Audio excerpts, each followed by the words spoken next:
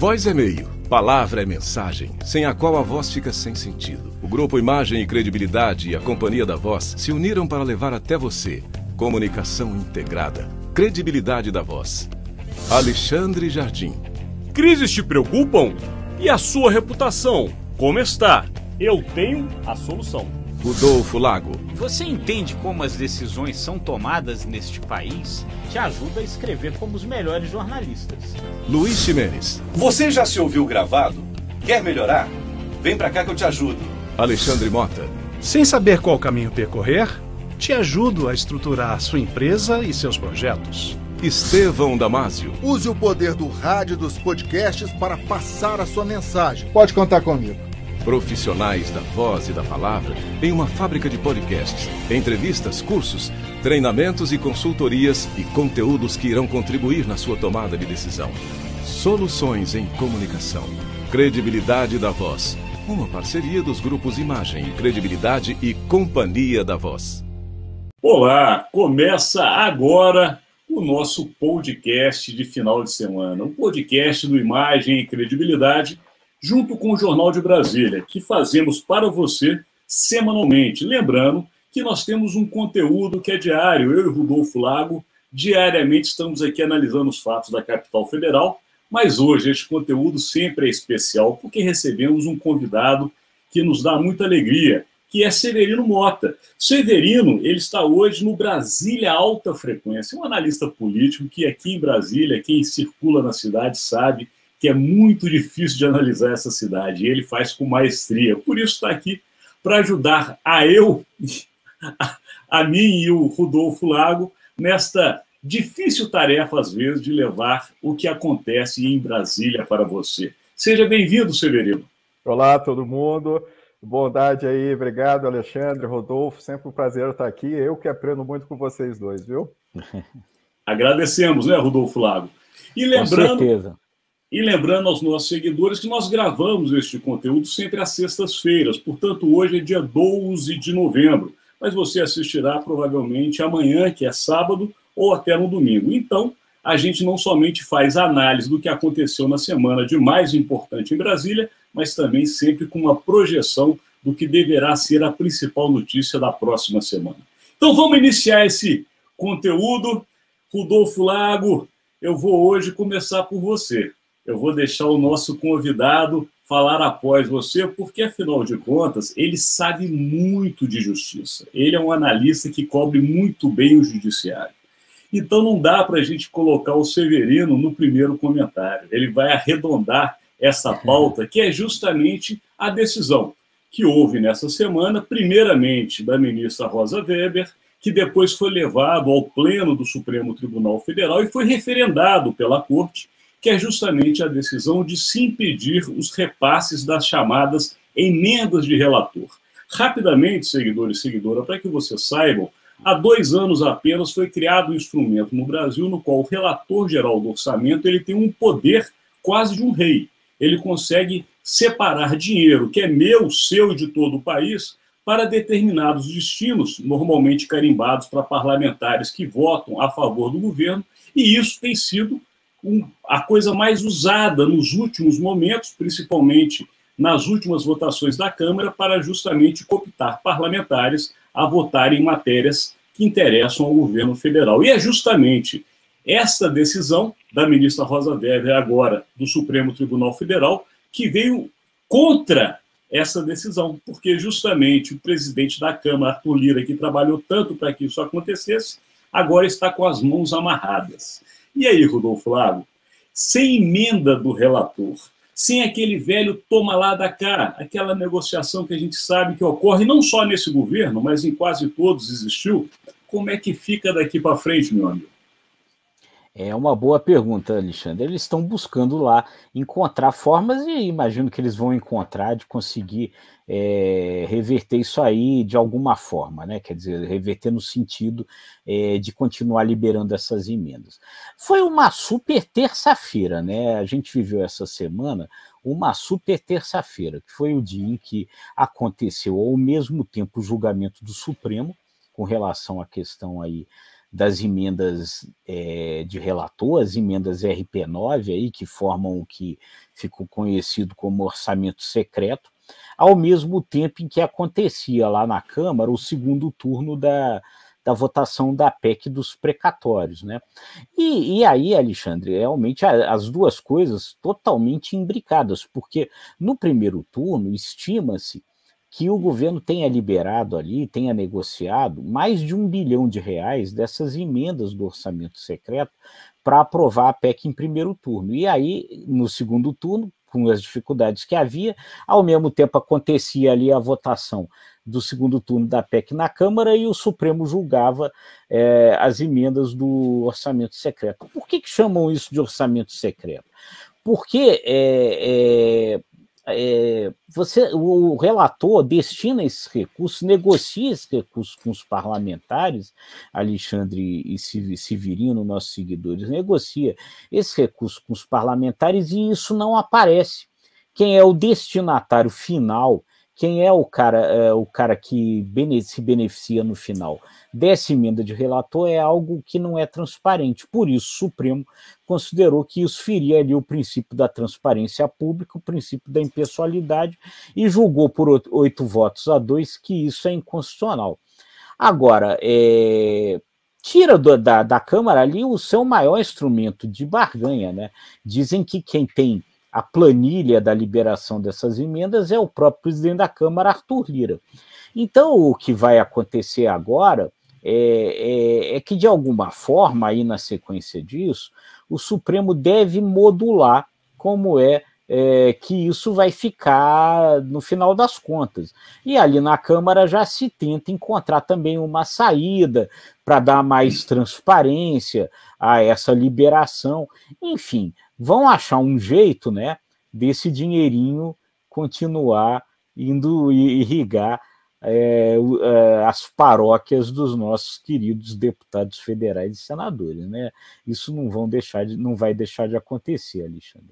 E antes até de passar para o Severino, hoje, inclusive, o Jornal de Brasília, nosso parceiro, traz uma das suas manchetes de política justamente essa questão da relação do Lira com as emendas de orçamento, mostrando, inclusive, que muitos parlamentares que votaram favoráveis à PEC dos precatórios votaram em razão da confiança ao Lira. Olha que situação, ou seja, muitos deles estão confiando que o Lira tem tanto poder que ele vai conseguir, sim, independente de decisões do Supremo Tribunal Federal, né, liberar as famosas emendas. E aí, Severino, você que conhece bem o Supremo, cada vez mais o Brasil tem sido judicializado, como tem sido dito, e mais uma vez enfim, provocado para decidir sobre questões do parlamento. Você que conhece tão bem essa área importante do Brasil, como é que você enxerga o judiciário, em especial o Supremo, neste momento? Essa questão que você traz sobre judicialização, ela é interessante porque o lado político que reclama da judicialização é aquele que amanhã vai estar reclamando que o lado oposto está judicializando, né? Bem lembrado. Sabe que todo mundo reclama da judicialização, mas todo mundo judicializa.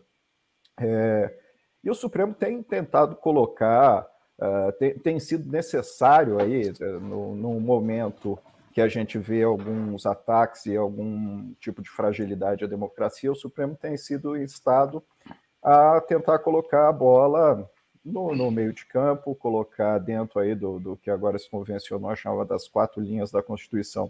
Mas nessa questão específica das emendas, a gente tem algumas questões para ponderar em relação ao Supremo, que é o seguinte. Primeiro que isso foi uma liminar referendada num quórum bastante alto, mas o próprio Supremo começa a entender que não é possível você simplesmente pegar e suspender todas essas emendas, porque existe a barganha política, existe o que a gente poderia colocar entre aspas aí a compra de votos, existe o trator superfaturado, existe uma série de questões, mas também existe a creche que está sendo construída, existe a praça que está sendo feita no interior do município, uma ponte que acaba ligando 2 cidades e é importante para a economia local. Você não pode simplesmente pegar e suspender uma obra que está em andamento e uma obra que efetivamente esteja trazendo algum tipo de benefício para a população. Então, o que está acontecendo hoje dentro do Supremo Tribunal Federal? Existe um trabalho de tentativa de convencimento para cima da ministra Rosa Weber do seguinte: ok, votamos a liminar, suspendemos a RP9, por quê? Porque a gente entendeu que estavam existindo ali critérios não tão republicanos, sem contar uma completa falta de transparência. Por um lado, o Congresso vai ter que mostrar que está mudando esse tipo de mecanismo, vai ter que fazer algum tipo de substituição a essa emenda de relator, talvez levando para as emendas discricionárias, para a RP2, e mostrar um plano bastante agressivo de transparência de como essas emendas vão acontecer. E a gente tem, por exemplo, um destaque aí, o próprio presidente Luiz Fux, quanto o ministro Alexandre de Moraes, tentando conversar com a ministra Rosa Weber para que você consiga, ainda esse ano e o mais rápido possível, fazer o julgamento de mérito dessa questão. E diferente do plenário virtual, onde só são postados votos, durante um debate entre os ministros no plenário físico, todas essas questões vão ser levantadas. E a tendência que a gente percebe hoje dentro do Supremo é da necessidade da construção de uma espécie de voto médio. O que seria isso? Vamos ter transparência, vamos melhorar os mecanismos de controle, vamos avançar em tudo aquilo que seja possível avançar, mas também a gente não pode simplesmente, numa canetada, suspender um repasse de recursos que é importante para diversos municípios brasileiros. A gente tem, claro, como a gente disse, esse problema todo da barganha política, temos, mas a gente também tem a necessidade dessas emendas para a ponta, para o cidadão que está ali no município. Severino, você coloca um ponto, para mim é fundamental. Aqui a gente já conhece bem Brasília e sabemos, é do jogo político, seguidor e seguidora. Isso é feito há vários governos. A emenda é um instrumento legítimo do parlamentar, como lembrou o Severino, na maioria dos casos, para relevar melhorias, até porque ele precisa prestar contas. Um deputado, um senador, quando volta para o seu estado, ele tem que mostrar o que ele realizou. Ele só pode realizar com o dinheiro que ele consegue em Brasília. Justamente um dos trabalhos do parlamentar é este, é legítimo, é correto. O que eu vejo nessa questão da barganha nem é tanto o toma lá da cá, apesar da gente sempre falar desse ponto, é justamente o que não ocorre com relação à fiscalização do uso da emenda. Eu acho que o Brasil deveria liberar o toma lá da cá, é um instrumento da política. Agora faz o seguinte, cria-se uma comissão com amplos poderes para punir parlamentares com perda de mandato ou até inelegibilidade em próxima eleição, no caso da emenda liberada para uma ponte, não virar um mata-burro, ou dinheiro liberado para uma entidade assistencial acaba engordando as contas dos parentes, ou coisas desse tipo que a gente sabe que acontece. Ou seja, o problema não é liberar a verba, o problema é não fiscalizar como a verba vai ser usada. E aí sim, o parlamentar que recebeu a emenda, até para votar do jeito que ele queria, se lá no final aquela emenda não teve a destinação para a qual ela foi liberada, ele tem que ser punido. Se a gente tivesse um critério como esse, toda essa discussão, ao meu ver, seria desnecessária. Mas quem sou eu para falar? Eu gosto muito desse ponto de vista, sabe por quê? Numa fragmentação partidária como a que existe hoje no Brasil, e num universo em que a política ideológica é completamente enfraquecida, com raras exceções, o principal trabalho do parlamentar acaba sendo ele conseguir tirar um naco dessa verba da União para levar para o seu município, para levar para o seu eleitor. Esse acaba sendo o principal trabalho do parlamentar nessa realidade brasileira que a gente vive hoje. É fundamental que ele consiga melhorar, seja a creche ali, seja a ponte, seja, enfim, O trabalho do parlamentar hoje é arrancar um naco. O parlamentar é melhor quanto mais recursos ele consegue levar para o seu município, para o seu estado. Claro, claro. Não, e aí só acrescentando ao raciocínio de vocês, com o qual eu concordo, aí é o seguinte, isso precisa ter o máximo de transparência possível, né? Justamente a única forma da gente conseguir verificar se esse processo todo é legítimo, quer dizer, se efetivamente o deputado ou o senador está destinando recursos para sua base eleitoral, isso está se transformando em benefício para a população, é com transparência, né? Porque se não houver transparência, e esse é o grande problema desse tal orçamento secreto, a gente nunca vai saber para onde esse recurso foi, e se ele virou efetivamente um benefício ou se ele foi parar no bolso de alguém, né? Então, realmente, transparência é fundamental, né? Falou tudo, Rodolfo Lago, porque aí não somente seria necessário uma comissão fiscalizatória, porque a própria população fiscalizaria. Sabendo que o dinheiro saiu para determinado local, a própria sociedade falaria, aqui não chegou esse dinheiro. Perfeito. Exatamente. Mas falando de emendas e justamente da proibição vinda do Supremo, a gente acaba indo para uma outra pauta, que tão importante foi essa semana e que provavelmente será nas próximas, que é justamente a votação da PEC dos precatórios, ou proposta de emenda constitucional, que passou por 2 turnos de votação na Câmara. Na primeira votação mais apertada para o governo, na segunda com uma certa tranquilidade, vamos colocar assim, mas a tranquilidade não persiste na outra casa legislativa, que é o Senado Federal. E aí agora eu inverto, Rodolfo, a gente vai para o Severino, porque, Severino, a gente já viu, nestes últimos anos, em especial nos 2 últimos, que o governo Jair Bolsonaro tem tido muitas dificuldades no Senado, inclusive com assuntos que nunca demoraram para serem tramitados naquela casa, como indicação de ministro do Supremo, como é o caso que está lá parado na CCJ, Comissão de Constituição e Justiça. Mas não é só isso, vários outros assuntos de interesse do governo foram derrotados. E agora o governo coloca todas as suas fichas na PEC dos precatórios, lembrando aos nossos seguidores a importância da PEC. É porque ela cria, dentro do orçamento da União para 2022, uma verba extra de 92 bilhões de reais, sendo que destes 92, cerca de 50 bilhões se transformam no que é chamado aqui em Brasília de cheque em branco para o presidente da República usar nos seus programas sociais e, claro, turbiná-los, ampliá-los, levando benesses à sociedade e favorecendo, claro, a sua candidatura à reeleição. Só que o Senado da República, como a gente está falando, Severino, ele tem se mostrado uma casa não tão afeita a aprovar os assuntos do governo. E agora o assunto precisa ser aprovado também naquela casa por 2 turnos de votação qualificada. Como é que se enxerga esse momento, Severino, já que o presidente e o governo trabalham para que o assunto seja aprovado até o final deste mês? Eu acho que agora é o pior momento para o governo, porque a gente sabe que não é uma questão de desmerecer deputado, pelo contrário, eu acho que todo parlamentar que foi capaz de ocupar uma daquelas 513 vagas da Câmara tem toda a sua qualidade para conseguir estar ali.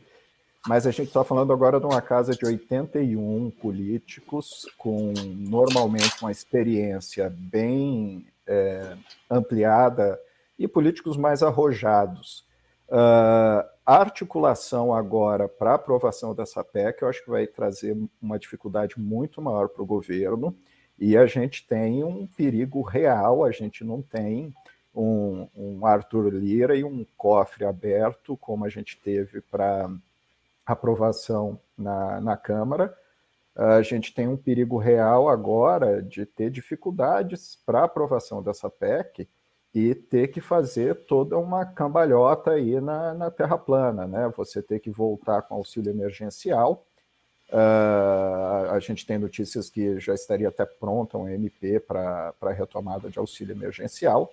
E o Senado é bem mais afável, digamos assim, a algumas teses que são pendulares da nossa República. Uma delas é a questão daquilo que é transitado em julgado. É muito difícil você pegar uma dívida de um precatório uma dívida reconhecida na justiça e você simplesmente dizer que isso não vai ser pago, até porque a gente sabe que os senadores estão muito mais ligados a essas elites e ao mercado financeiro do que a maioria dos parlamentares da Câmara. Então, eu acho que não vai ser esse passeio que a gente viu pela primeira vez, e eu não daria como jogo jogado que isso vai ser aprovado no Senado da República. A pressão do mercado e a ligação com essas elites financeiras que a gente sabe que nossos senadores possuem vai deixar bastante difícil a articulação do governo.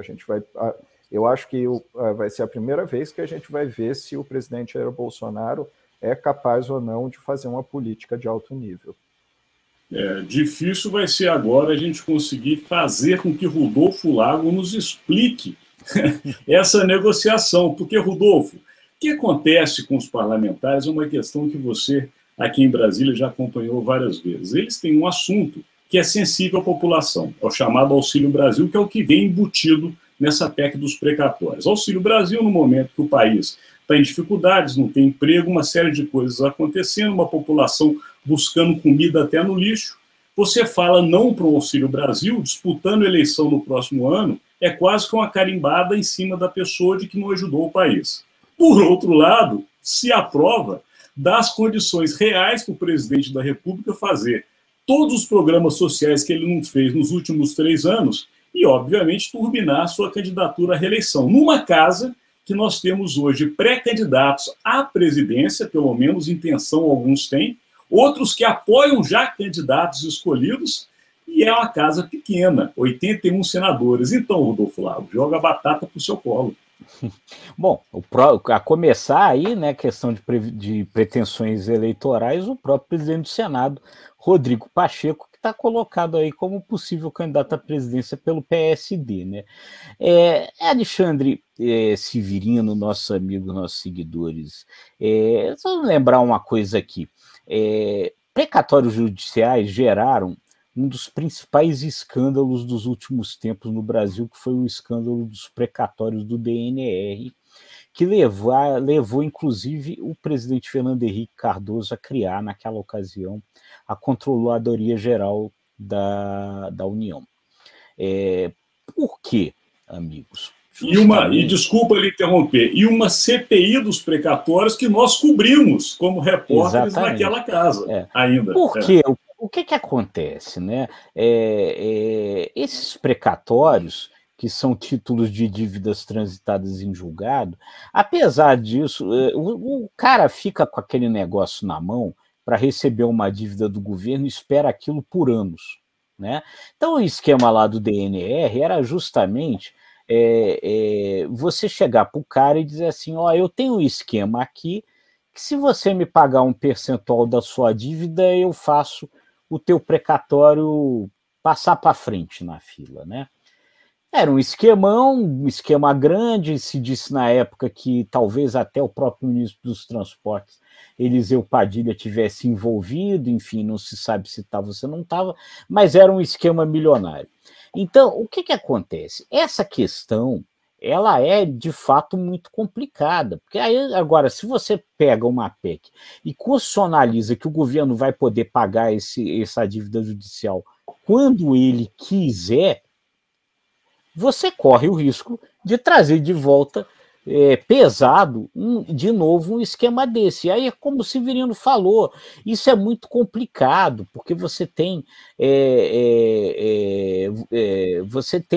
enfim, diversas pessoas esperando para receber essa dívida e o Senado, de fato, é sensível a essa questão. Por outro lado, como você colocou, o governo joga esse discurso, né? Olha, se não fizer isso, não vai ter Auxílio Brasil, e isso também é sensível. Começou a jogar um outro discurso importante aí. Ontem recebeu 7 empresários daqueles 17 setores, né, que estão na desoneração da folha, né, a prorrogação da desoneração da folha de pagamentos, e são os 17 setores principais da economia brasileira. O Bolsonaro chega para esses empresários e diz assim, eu apoio prorrogar a desoneração desde que vocês me ajudem a aprovar a PEC dos precatórios no Senado. Aí joga outra pressão em cima dos senadores. Enfim, vamos ver como é que os senadores vão responder a essas pressões todas. Houve ali algum gesto de boa vontade, né, Alexandre, Severino, que foi a rapidez com que o presidente da CCJ, Davi Alcolumbre, pautou a questão e colocou como relator da PEC dos precatórios o próprio líder do governo, o senador Fernando Bezerra. São gestos de boa vontade. Agora, se tentava que não houvesse essa passagem anterior pela CCJ e fosse direto a PEC para o plenário. Isso não conseguiram fazer. Então teve um certo morde-a-sopra aí, né? Quer dizer, ok, a gente pauta isso logo na CCJ, a gente coloca como relator o líder do governo, mas ir direto para o plenário não vai, não. Agora, gesto de boa vontade do Davi Alcolumbre houve, né? Porque ele pautou isso rapidamente e o seu André Mendonça continua congelado lá, até sabe-se lá quando, lá na mesma CCJ, a sua indicação para a vaga aberta lá no Supremo Tribunal Federal. Vamos ver então como é que essas coisas avançam, né? Você tocou um ponto aí que é as curiosidades políticas que saem de Brasília, né? O mesmo senador que impede André Mendonça de ser aprovado, ou pelo menos ser analisado pela CCJ, é o mesmo que coloca um assunto de interesse do governo para andar rapidinho, né? A mesma pessoa. Enfim, no final das contas, Rodolfo, você falou muito bem da CPI, da proposta de emenda constitucional, a PEC dos precatórios, porque, de fato, esse é o assunto que está sendo votado. Mas no bojo disso, o que existe mesmo é o Auxílio Brasil. A gente sabe que a discussão da PEC nada mais é do que a liberação desse cheque para o Auxílio Brasil. E aí a gente chega naquele momento das candidaturas para o ano que vem, porque todos eles estão de olho nas eleições de 2022. E o Auxílio Brasil, indiscutivelmente, dá uma frente considerável ao presidente Jair Bolsonaro nesta corrida. Porque, é claro, a gente sabe como o Brasil é sensível. Desde o passado se falava até em doação de dentaduras, sandálias, chinelos e coisas afins, né? Mas hoje em dia a gente sabe muito bem que o que interessa mesmo é o dinheirinho no bolso da pessoa que está passando necessidade. O Auxílio Brasil prometendo R$400 por mês é quase metade de um salário mínimo. Então, é realmente algo surpreendente, mas que leva justamente a essa nossa pauta, Severino, que é como se posicionarão os candidatos que concorrem ao Palácio do Planalto, já que nessa semana a gente teve pelo menos duas definições importantes. A primeira delas, do próprio presidente, que agora está afiliado ao PL de Valdemar Costa Neto, né? Um probo parlamentar no passado e o presidente deste partido atualmente, e que agora, com este partido, o presidente negocia com o PP a vice-presidência, ou seja, já tirou Hamilton Mourão do páreo. E, juntamente a isso, nós tivemos a filiação também do juiz Sérgio Moro, do ex-juiz Sérgio Moro, famoso da Operação Lava Jato e ex-ministro da Justiça, no Podemos, de Álvaro Dias, o qual, inclusive, já tem declarado publicamente que a candidatura de Moro é sim a presidência da República. Juntando a isso, a suspensão de Ciro Gomes de candidatura foi tirada, ele já voltou a ser candidato, e temos até uma possibilidade de união de PT com PSDB. Portanto, é um bolo que está ficando cada vez mais complicado da gente digerir e entender, mas é o que a gente tem que fazer aqui para o nosso seguidor, e eu passo a bola para você, Severino. Eu não me lembro de quem é essa frase, e posso estar enganado aqui, se é do Fernando Henrique Cardoso, que ele... A frase basicamente é o seguinte: presidência da República é destino, sabe? Às vezes a gente... Eu sei quem é essa frase. Posso por favor, lembrar? Por favor, Antônio Carlos Magalhães. Eu ouvi isso da boca do próprio, claro, no período que ele era o Todo-Poderoso, e ele brincava e ia mais além. Ele dizia o seguinte, naquele jeito de Antônio Carlos Magalhães: eu descobri nesses anos todos que presidência da República é destino e não vontade. Porque se fosse vontade, eu seria, porque ninguém teve mais vontade do que eu nesse país. A frase é de ACM. Essa frase eu acho perfeita, por exemplo, quando a gente vê um Ciro Gomes.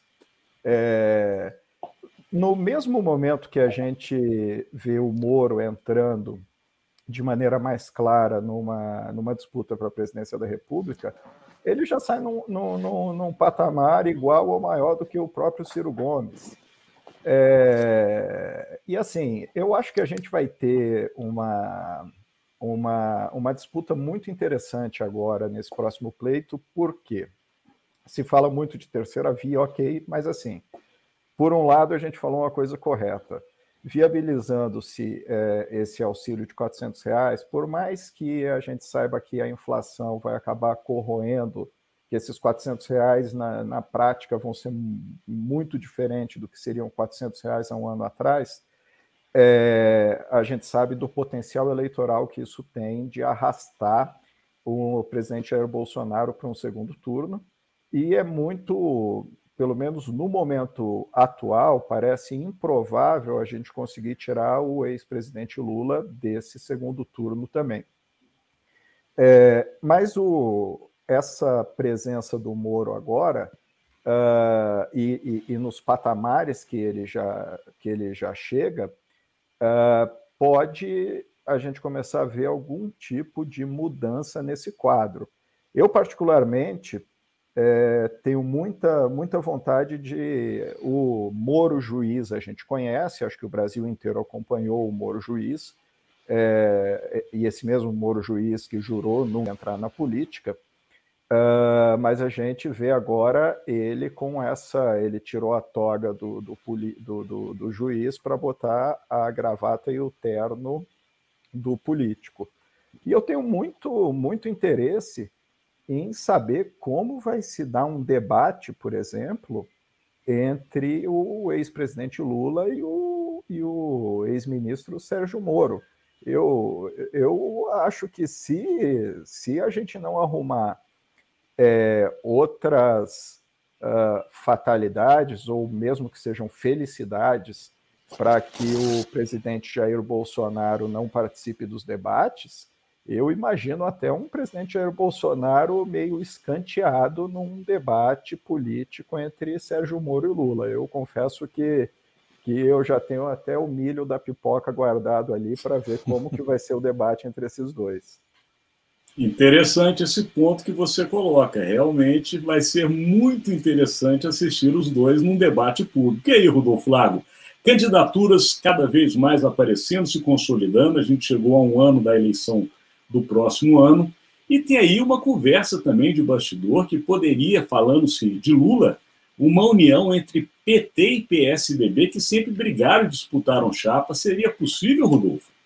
Não é PSDB, Alexandre. Há uma possibilidade de aliança com o PSD do Gilberto Kassab. Só pela nossa memória mesmo de associar o Alckmin lá. Porque está se falando da possibilidade do Geraldo Alckmin, ex-governador de São Paulo. Muito bem esclarecido. Desculpa, seguidor, a memória aqui já está... vir a ser o vice do Lula, mas o Geraldo Alckmin não está mais no PSDB, né? Ele disputou, foi eleição pelo PSDB, né? A presidência, mas ele está indo para ele agora está indo, ou eu não sei se já foi, agora me falha se já foi ou não, mas ele deverá ir para o PSD, e aí essa é a negociação, né? Ele como vice do Lula no PSD. Mas aí agora me chama a atenção uma outra coisa, porque o PSD do Kassab, que a gente sabe que é um craque da política, se podemos assim dizer, ele trabalha então nas duas alas, ele trabalha uma vice para o Lula e uma candidatura própria com o Rodrigo Pacheco, é isso? Ele trabalha em todas, se for possível, né? O PSD é isso, né? Sempre foi isso. O PSD é aquele partido que, quando foi criado pelo Gilberto Kassab, ele dizia, né, que não era nem de direita nem de esquerda, muito pelo contrário, né? Então ele tá em todas aí, né? Mas, Rodolfo, me fala uma coisa, porque nós saímos dessa questão da... Desculpa, Severino, só para complementar com o Rodolfo, uma questão que é justamente essa história que vem embutida na PEC dos precatórios. O Auxílio Brasil, Rodolfo, nas mãos do presidente Jair Bolsonaro e do atual governo, na sua visão de tantos anos de Brasília, coloca Bolsonaro novamente à frente de uma disputa, já que as pesquisas atuais demonstram que, na verdade, quem está na frente é Lula? Olha, Alexandre Severino, o Bolsonaro está no páreo, né? Quer dizer, o que as pesquisas todas mostram? As pesquisas todas, hoje mesmo saiu uma pesquisa nova aí do Instituto Ideia, né, para a revista Exame, elas mostram a vantagem do Lula. Essa vantagem até, segundo essa pesquisa, aumentou. Mas o seu principal adversário é o Bolsonaro, né? A disputa está polarizada, segue polarizada entre os dois, e sem dúvida nenhuma o presidente Bolsonaro está no comando do país, ele tem a máquina do país. O Auxílio Brasil é um ativo importante aí para tentar fazer o presidente reverter essa tendência de queda que ele está tendo. Por outro lado, o Lula está na frente, mas o Lula também... você tem hoje, na disputa política brasileira, dois candidatos liderando, que têm, em contrapartida, grande rejeição, ambos, né? Então, que é o grande problema, tanto do Bolsonaro quanto do Lula, quer dizer, uma eleição polarizada, onde o eleitor de um afirma que não vota de jeito nenhum no outro, né?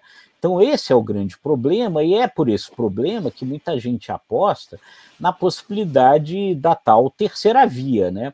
Agora, o que acontece? As pesquisas mostram, Alexandre Severino, que até a possibilidade da terceira via, ela existe, né? Quer dizer, você tem aí um percentual em torno de 30% de eleitores que nas pesquisas afirmam que não votam nem no Lula, nem no Bolsonaro. Esse percentual é maior do que a intenção de voto no Bolsonaro, ou seja, um cara da terceira via pode chegar, sim, ao segundo turno, e chegando ao segundo turno, por conta dessa rejeição do Lula, pode reverter o quadro. Agora, o grande problema é que teria que haver uma aglutinação das intenções de votos nesse cara, e hoje não tem, né? Hoje você tem uma série de possibilidades aí sendo postas, pulverizando esse tal voto da terceira via, né?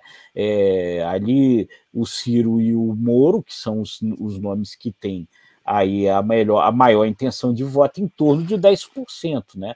Então, na verdade, quer dizer, se isso ficar pulverizado, na verdade, você não tem uma terceira via, né?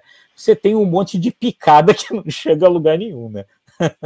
Muito bem analisado. E aí, Severino, eu acabei lhe cortando a palavra, lhe peço desculpas, está contigo.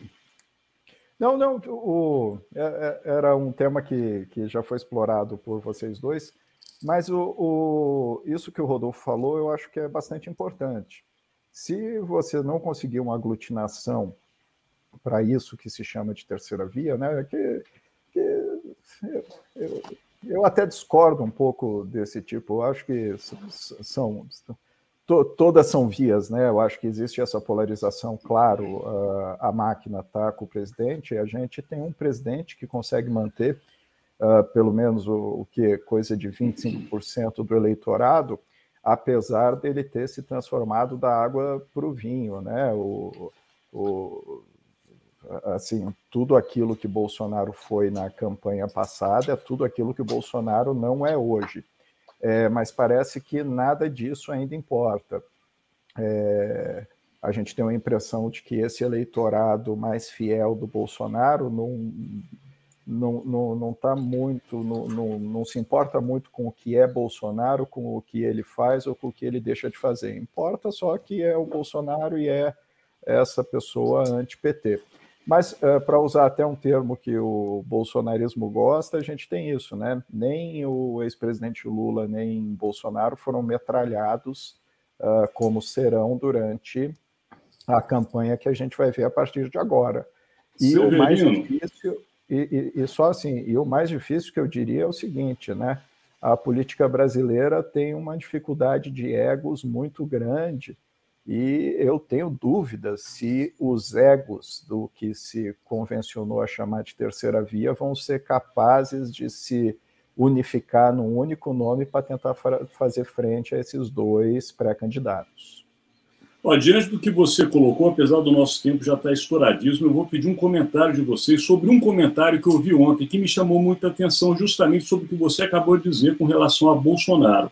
O que disseram é que a candidatura de Sérgio Moro, na verdade, ajuda Lula Olha o comentário. E prejudica Bolsonaro justamente pela sua tese, Severino. Porque o eleitorado de Sérgio Moro seria justamente aqueles desiludidos com Bolsonaro, em cima do que você disse, aqueles que não viram durante o mandato o cumprimento das promessas e que acabariam passando para Moro, que teria um perfil também de direita como Bolsonaro, mas seria aquele que realizaria o que Bolsonaro não realizou. Rapidinho, qual o comentário, primeiro Severino, depois Rodolfo Lago, sobre esta tese, vamos colocar assim? Eu acho que parte do eleitorado do Bolsonaro vai migrar para o Sérgio Moro, sim, dentro dessa ideia que a gente teve na eleição passada, que ainda persiste, do vale tudo. Antes era o vale tudo para tirar o PT, agora é vale tudo para não deixar o PT voltar. Isso eu acho que vai acontecer. Porém, a minha maior dúvida é um político profissional como o ex-presidente Lula vai engolir ou não vai engolir numa campanha eleitoral um ex-juiz como Sérgio Moro? Rodolfo Lago. Não, assim, acho que o raciocínio é perfeito, Alexandre. O foco possível do Sérgio Moro é o eleitor do Bolsonaro. Não será nunca o eleitor do Lula, né? Ele consegue tirar, ele pode vir a tirar votos que hoje estão com o Bolsonaro, provavelmente não tira votos que hoje estão com o Lula. Acho que o grande problema do Moro, né, nessa hipótese, é ele conseguir aglutinar outras forças políticas em torno dele, né? Quer dizer, o mundo político tem uma enorme desconfiança do Sérgio Moro, né? Então essa que é a sua grande dificuldade. Desconfiança é uma palavra muito leve para a gente refletir para o nosso seguidor o que a gente escuta nos corredores de Brasília sobre Sérgio Moro. Mas, enfim, chegamos naquele momento, tempo estouradíssimo, a gente precisa, para o nosso seguidor e a nossa seguidora, projetar o que será mais importante na próxima semana, e eu peço a vocês agora todo o poder de concisão, objetividade neste momento. Está contigo, Severino.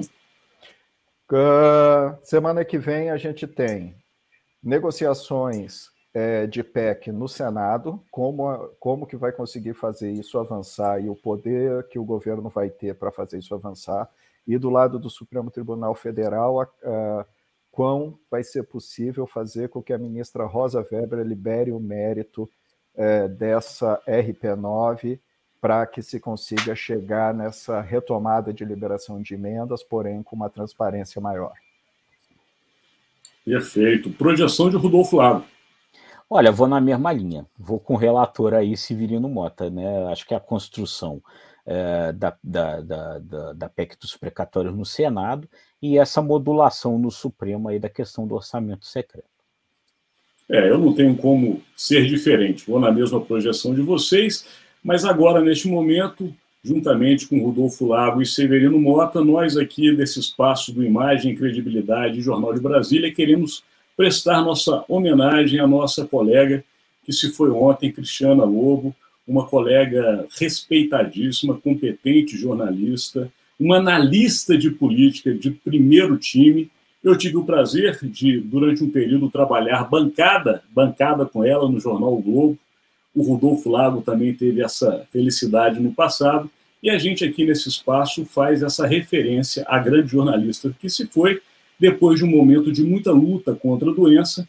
Ontem partiu do planeta Terra e esperamos que esteja bem, no meu caso, que sou um homem de fé, no reino de Deus. Mas chegamos agora àquele momento final, e a gente tem que... Só uma coisa, foi o corpo físico, viu? Porque o legado dela fica com a gente, eu acho que fica com os telespectadores, com todo mundo, profissional diferenciada e colega, que eu poder chamar ela assim, é uma alegria demais.